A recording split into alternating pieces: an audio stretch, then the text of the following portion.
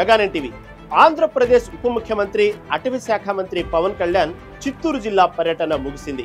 రెండో రోజు పర్యటనలో భాగంగా పవన్ లోని డబుల్ షేడ్స్ బయటకు వచ్చాయి. ఒకవైపు జంతువులపై ప్రేమతో కరిగిపోయారు, మరోవైపు స్మగ్లర్ల పట్ల ఉగ్రరూపం దాల్చారు. ఇందుకు కారణాలేంటి అనేది మాత్రం ఈ స్టోరీలో తెలుసుకుందాం. చిత్తూరు జిల్లా ముసిలిమడుగులో ఏర్పాటు చేసిన కుంకి ఏనుగుల శిక్షణ కేంద్రాన్ని పవన్ కళ్యాణ్ ప్రారంభించారు. కర్ణాటక నుండి వచ్చిన ఈ ఏనుగులకు ఆయన ప్రేమగా పండ్లు తినిపించి ఆశీర్వాదం తీసుకున్నారు.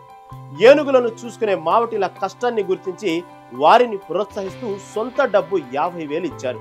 అడవి ఏనుగులు ఊళ్లలోకి రాకుండా పంటలు తినకుండా ఆపడానికి సోలార్ ఫెన్సింగ్ పనులు మొదలుపెట్టారు.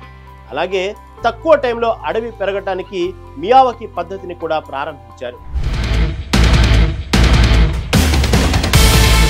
అయితే తిరుపతిలో జరిగిన సమీక్ష సమావేశంలో ఆయన ఎర్రచందనం స్మగ్లర్ల పట్ల చాలా కఠినంగా మాట్లాడారు.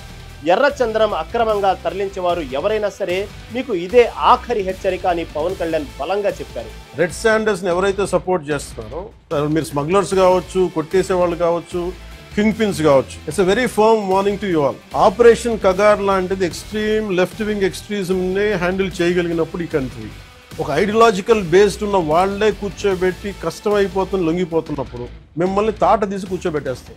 అవసరమైతే మావోయిస్టులను అణిచివేసినట్టు ఎర్రచందనం స్మగ్లర్లపై కూడా కఠినమైన ఆపరేషన్ మొదలు పెడతామని హెచ్చరించారు. ఇకపై దొరికిన ప్రతి ఎర్రచందనం దుంగకు బార్ కోడ్ పెట్టి ఎక్కడికి పోకుండా ట్రాక్ చేస్తామని ప్రకటించారు.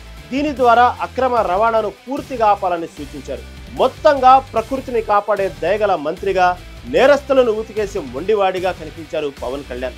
తనదైన శైలితో దూసుకెళ్తున్నారు.